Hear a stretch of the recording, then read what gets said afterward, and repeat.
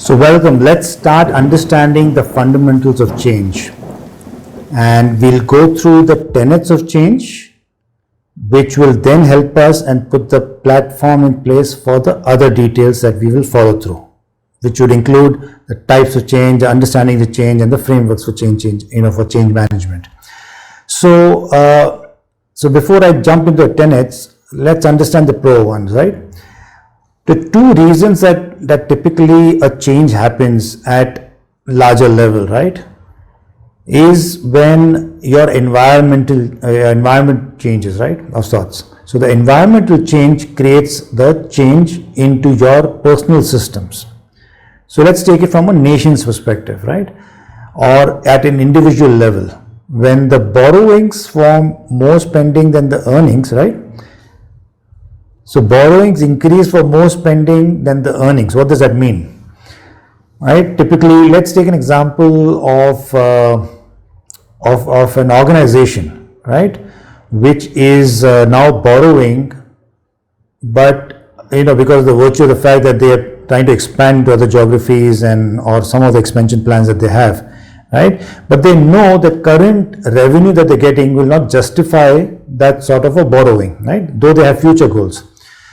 Now, if the risk is not mitigated enough, they would get into a situation, right, which will also create a situation for the workforce around inside their system, okay, and so the partners and others. So everybody gets affected, okay.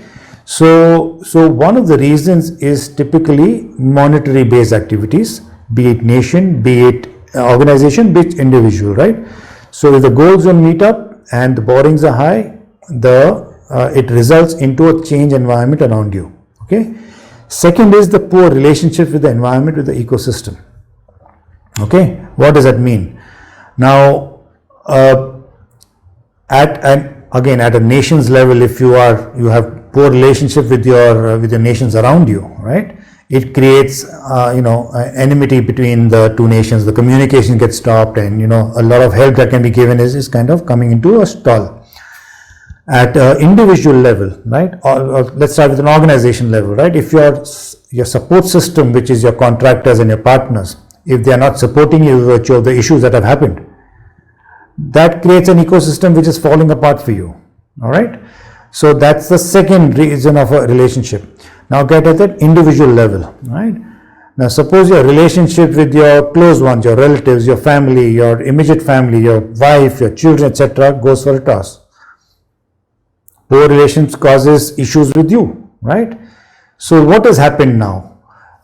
We talked about issues that are created externally will start affecting you internally, or at a nation, at an organization level, if systems go bad around them, it creates an issue within them and people who immediately surround them.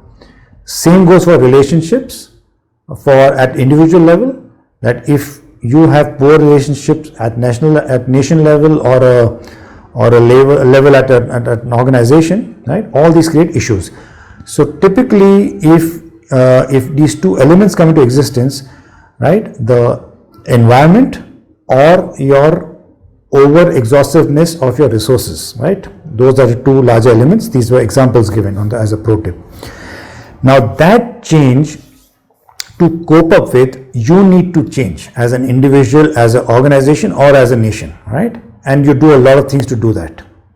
That exercise of doing things is the change management, right? So these are the basics of change, and we live with it right now. There are more examples and more details, right? So we're talking the highermost level to the individual most level, just to get the 2 points very clear. Your systems around you change, so you have to change. That is your environment and relationships and this and that. And the second is when you exhaust your resources, right? Again, dealing with extrinsic and the internal environments. But end of the day, it is the resource depletion, or the resource depletion has happened because of you, which is then causing the change to happen.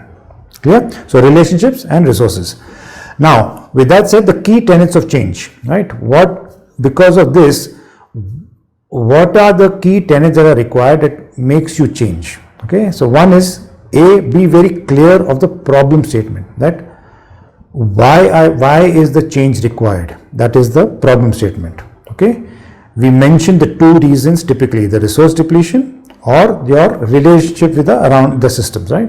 That typically all of them typically fall into these two criteria, okay? So if the problem statement, and once you get tactical, you get internal, the problem statements get a little more refined, okay? So the problem statement typically is, why do you have to change? Then, if you have to change, what is the goal that you have to change to? Okay, so the objective of change.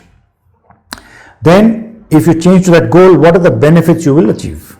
Right? So these typically become three tenets. So there are two issues, right, because the environment changes, and so you change.